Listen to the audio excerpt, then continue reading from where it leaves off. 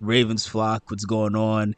This is a video I wasn't sure if I was gonna do because I was ready to move on and focus on next season, but again, this is just so outrageous to where it's like we can't help but talk about it. So, as you all know, they gave the MVP award to Josh Allen, and rightfully so. Many people, not just Ravens fans, but many people in general were shocked that it didn't go to Lamar because under normal circumstances, the quarterback that wins usually also is the one that won the all pro votes from everybody. And Lamar was voted all pro, first team all pro, but they decided to give the MVP award to Josh. And it was clearly out of pity. Like, there's no way around it. Like, you're listening to people like Darren Orlovsky try to justify his pick, and he's talking in circles. Like, he's making ridiculous arguments. Like, they're really trying to make it seem like Josh Allen was carrying this pathetic roster, and that's not the case. That is not the case. They're trying to crucify Lamar for having Derrick Henry, but James Cook had just as many, if not more, touchdowns than Derrick Henry this year. They're trying to make it seem like Lamar Jackson was not more valuable than Josh Allen, which to me doesn't make sense because typically the MVP award is the award that goes to the best player in the league. And Lamar Jackson was obviously the best player in the league by every possible way you could measure it, whether it's strength of schedule, the team, in other words, the team, the caliber of teams that he had to face on a weekly basis, whether it's passing yards, passing touchdowns, completion percentage, passer rating, touchdown and interception ratio, like every possible thing, rushing yards, like again, strength of schedule. All of these things line up for Lamar. And you have a bunch of idiot Bills fans who they tried their hardest to go through these mental gymnastics to try to convince themselves that not only did Josh deserve it last year, but they're also trying to convince themselves that, oh, somehow this is like some sort of karma because they believe that Josh should have won it last year in addition to this year, which again is laughable. For all you for all the stupid Bill fans out there, your guy didn't win last year because he had 25 turnovers. But when you're talking to stupid people, they don't want to actually take all of these things into account. So they want to ignore the fact that he had 18 interceptions and 7 lost fumbles last year. And they want to try to make it seem like he had such a better year than Lamar last year, when in reality, he clearly didn't. He still had a lower completion percentage than Lamar, like he always does. He still had a lower passer rating than Lamar, like he always does. The only reason he finished with more total touchdowns is because, just like Jalen Hurts, he is a tush-push merchant. It's that simple. He's stealing touchdowns from his running back.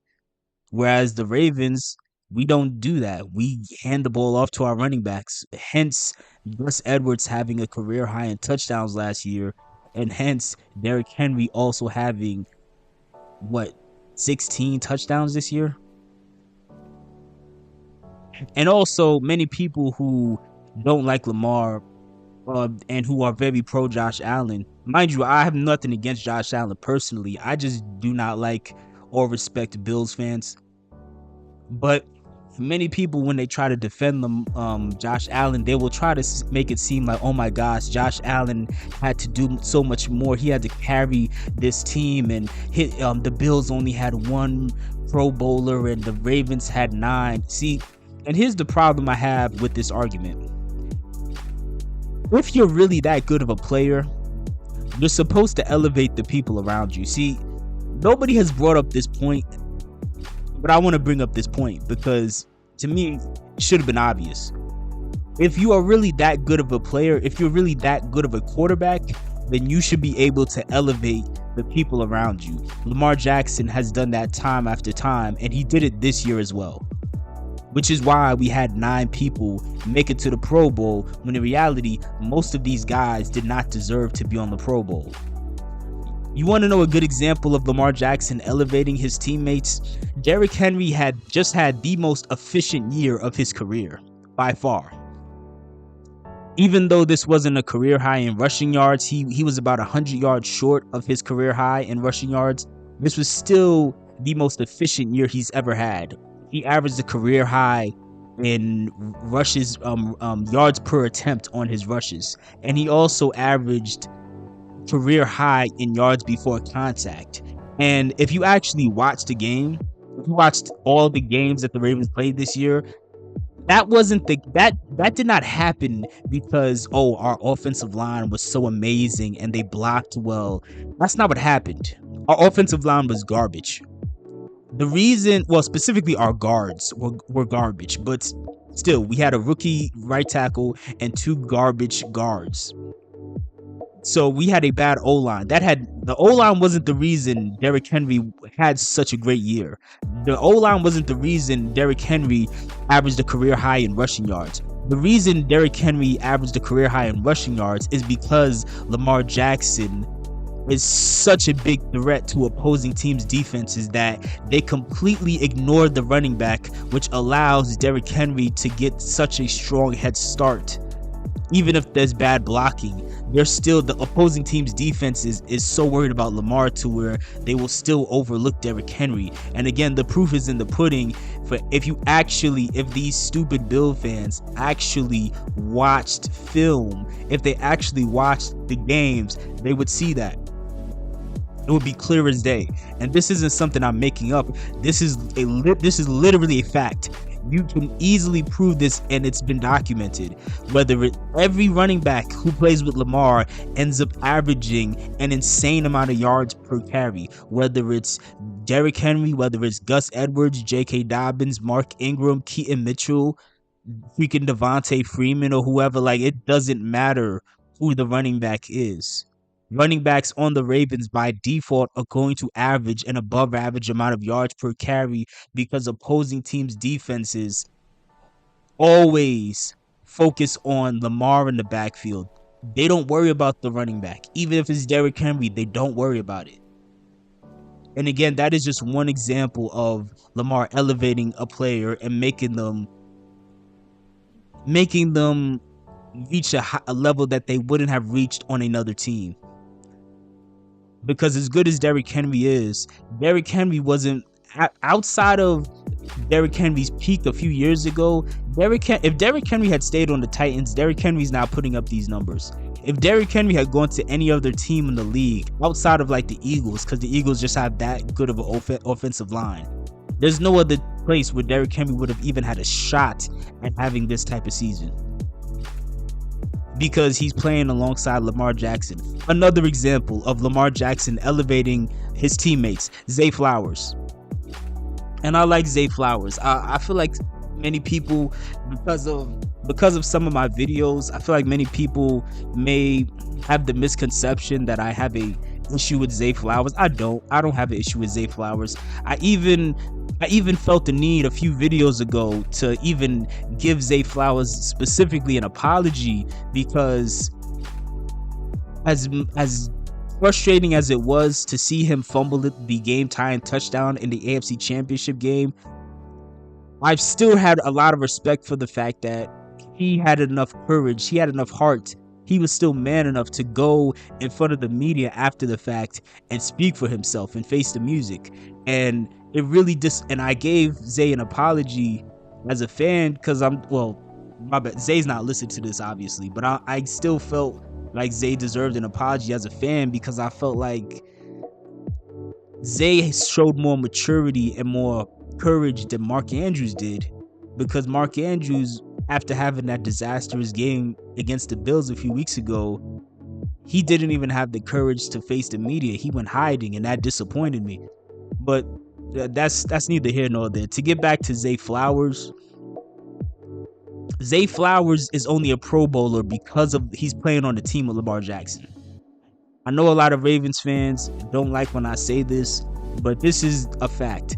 Well, not a fact, excuse me. This is the reality of the situation. Zay Flowers is not truly a number one receiver. He's our number one by default, but he's not truly a number one receiver. Now, maybe he could continue to elevate and get better and prove me wrong and become a guy who can get you 1,500 yards and 15 touchdowns. But as of right now, if we're looking at Zay Flowers' ceiling realistically, Zay Flowers would be better suited as a number 2 wide receiver. This is essentially us repeating the Hollywood Brown cycle all over again, where it's not that Hollywood was necessarily a bad receiver. He was solid, obviously. He definitely was better than solid in the playoffs. He was actually clutch in the playoffs, but as far as the regular season, Hollywood was solid, but we were trying to force him into a number 1 role, and he was clearly better suited as a number 2. And we're doing the same thing with Zay Flowers, where Zay Flowers on most other teams in the league would not be their number 1. But because he's playing with Lamar and Lamar's trying to, really show faith in him, he's elevating this guy to the point where he's not only putting up 1,000 yards, but he's getting enough attention to be voted into the Pro Bowl, even though many people don't even feel like he deserved it. Because remember, when Zay Flowers was announced to be a Pro Bowler, most fans who weren't Ravens fans were shocked because they felt like Brian Thomas Jr. should have got it. And if we're looking at this objectively, Brian Thomas Jr. should have got it. Like he should have. Like, he is a better receiver. He's faster, bigger, stronger. He's a serious deep threat because of that speed. Like, his hands are just as good, if not better. Like, he can high point the ball. Like, but again, that's an example of Lamar Jackson elevating his teammates, making them appear even better than they actually are. Not to say that they're bad. Obviously, Zay is good. He's very good. But again, Lamar is still elevating him. Whereas a guy like Josh Allen, even though and I have nothing against Josh Allen, but at the end of the day, Josh Allen cannot elevate his teammates like that. Now, his teammates are still great, but he's not making these guys look better than what they are. They're already good in their own right. And it is what it is.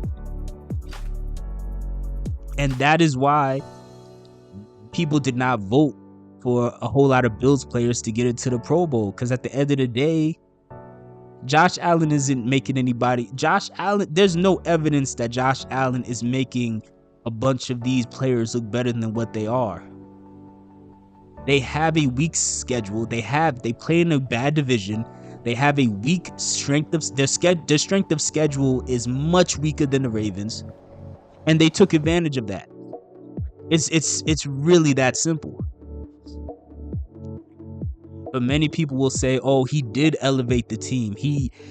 On one hand, if I say what I say about Josh Allen not being able to elevate the players, people in favor of the Bills will say that that's not fair. Josh Allen does elevate these guys.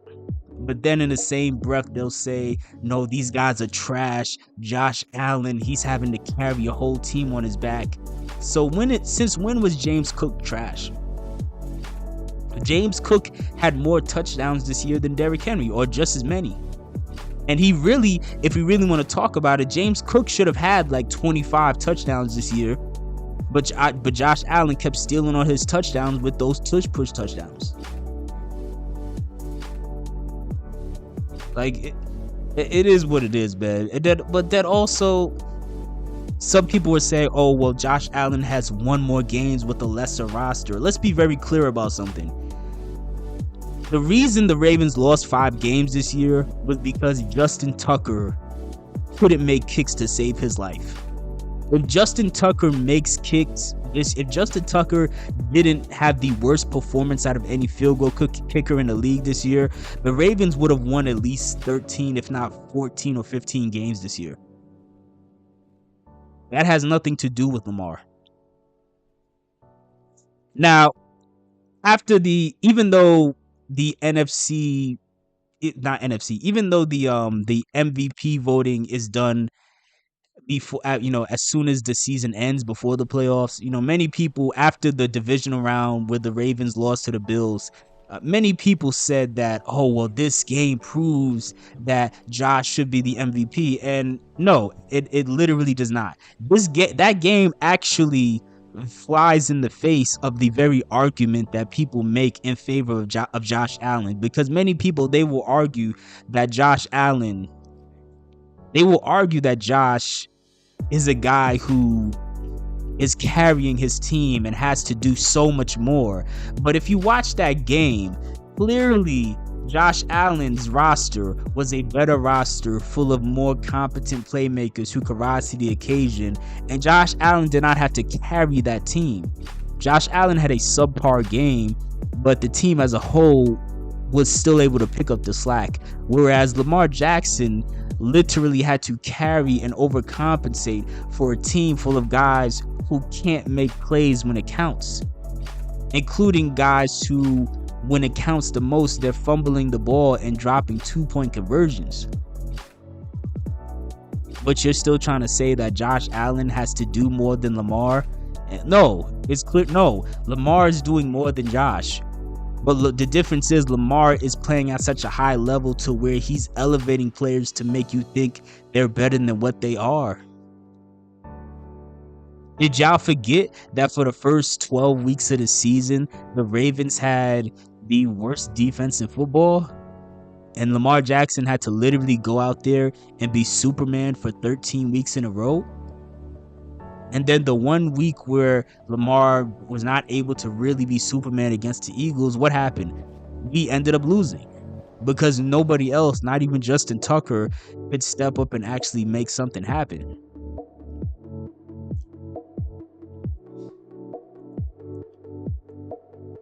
Now, it was clear as day that the fix was in on this award from a few weeks ago.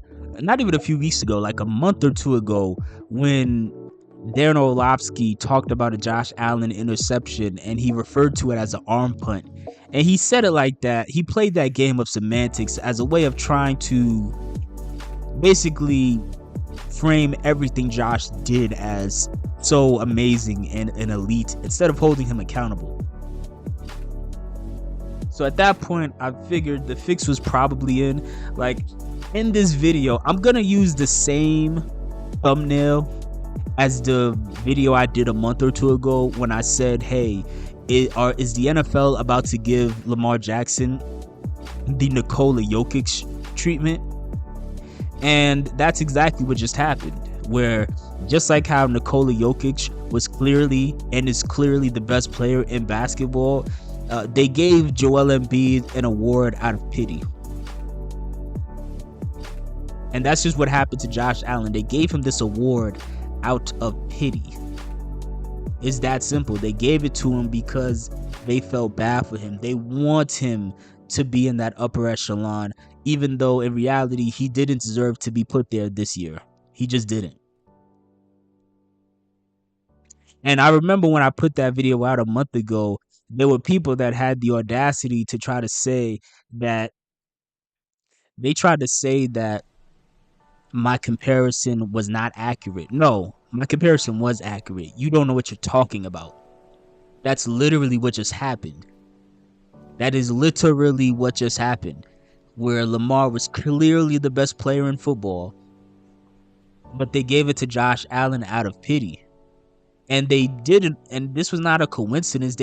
This was not just something like, no, this was not just something that was done strictly based off of honest intention or people trying to be fair. This was based off of people purposely trying to sabotage this to make sure Josh wins. And you know this is the case because you even had certain voters who went as far as making sure they put Lamar all the way as like their fourth vote on their MVP list. How is a guy who's first team All-Pro at quarterback and the best player in football somebody that you're gonna put as fourth on your list, and then you put Josh number one? That's not a coincidence. They know that based off of how the MVP voting is set up and the point system that is set up based off of, that if he puts Lamar at 4, it'll help Josh be elevated higher. And that's a sucker move. It honestly is. It honestly is. That person and many of these voters, they should be ashamed of themselves. And this is just like the Nikola Jokic situation. Another reason that they didn't want to give Nikola Jokic the MVP and they gave it to Joel Embiid is because they were trying to hold Nikola Jokic's struggles in the playoffs against him. The Nuggets at that point hadn't won a championship yet, and they were holding it against him, even though the MVP is literally a regular season award. And that's the same thing that's happening to Lamar now, where they're trying to hold the Ravens not making it to the Super Bowl yet. They're trying to hold it against Lamar. And to me, that should take away all credibility from these voters and from the award. Because again, it is literally a regular season award. You know what award matters for the playoffs? The Super Bowl MVP and the Super Bowl itself. But to try to not give an award to Lamar based off the playoffs, again, makes zero sense. Especially because, number one, Josh Allen also has not made it to the Super Bowl. But also, number two, because a lot of these people, both these casual fans, these idiot Bills fans, as well as media, they don't actually watch games. So because they don't watch games, they go strictly off of the stat line and they try to draw conclusions and try to use that as an argument to try to discredit Lamar without bringing context into the conversation. For example, right, like I said a few minutes ago, many people after the divisional round were saying, oh, well, this game proved that who the real MVP was, and that's a lie. In reality, the AFC Championship game proved who was the better player, but who the MVP was. And it was Lamar. Now, some of you were going to say, well, Lamar didn't play in that game. What are you talking about? Well, let me explain, man. What I'm saying is, when you look at that game, Josh Allen, towards the end of that game, was put into an identical situation as Lamar at the end of the divisional round, where there's only a few minutes left on the clock. You have to go almost the length of the field, and you have to score to at least try to send this into overtime. Now, mind you, Lamar's situation was much more difficult because, number one, it was snowing and slippery outside. But also, number two, because Lamar had to go down the field, get a touchdown and a 2-point conversion just to send it into overtime. And what did Lamar do? He went down the field, got a touchdown, and threw what should have been a successful 2-point conversion. But unfortunately, Mark Andrews dropped one of the easiest passes that I've ever seen drop in the history of the playoffs. But regardless, Lamar pulled it off.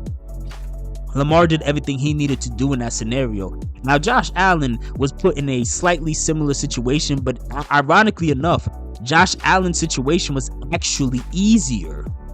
All Josh Allen had to do was at least get into field goal range to send it into overtime. But if he would have scored, they would have just flat out won, most likely. But Josh Allen couldn't even make it to midfield. He couldn't even get within field goal range. And y'all are trying to give him credit because at the end of that sequence on 4th and 5, he threw up a Hail Mary that Dalton Kincaid wasn't able to bring in. And y'all are out here trying to blame Dalton Kincaid because Dalton dropped a freaking Hail Mary.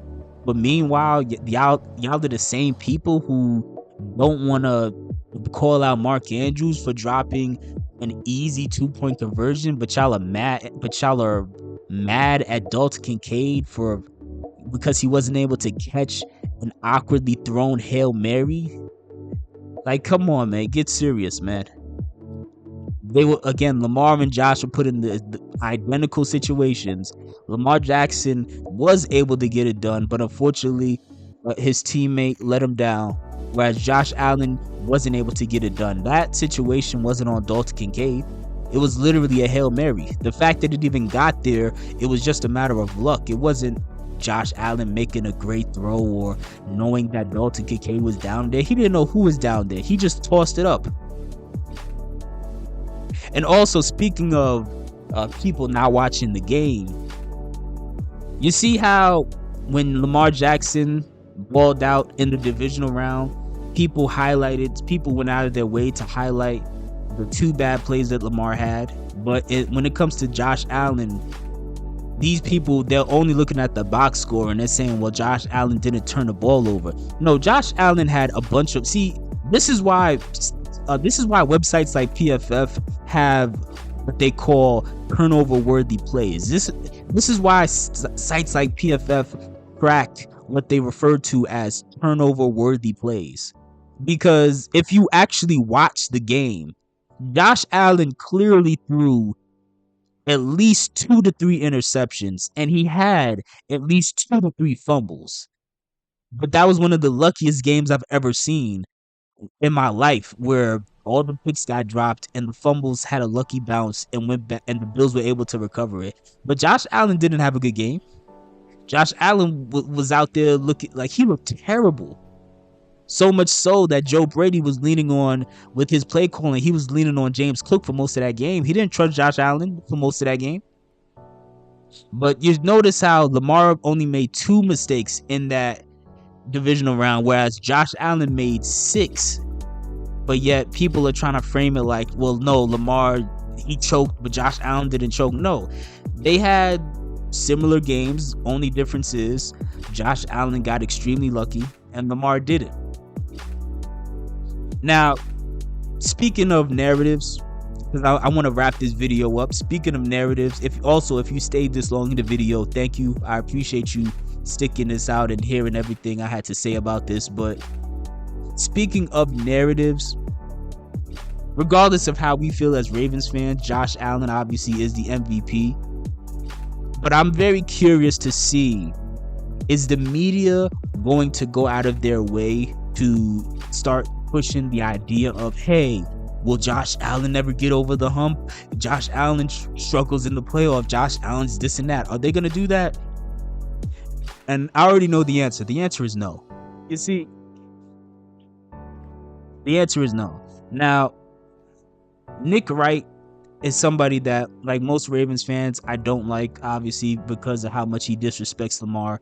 But he brings up a good point when he talks about Josh Allen. When he calls Josh Allen and the Bills, he calls them wild card merchants.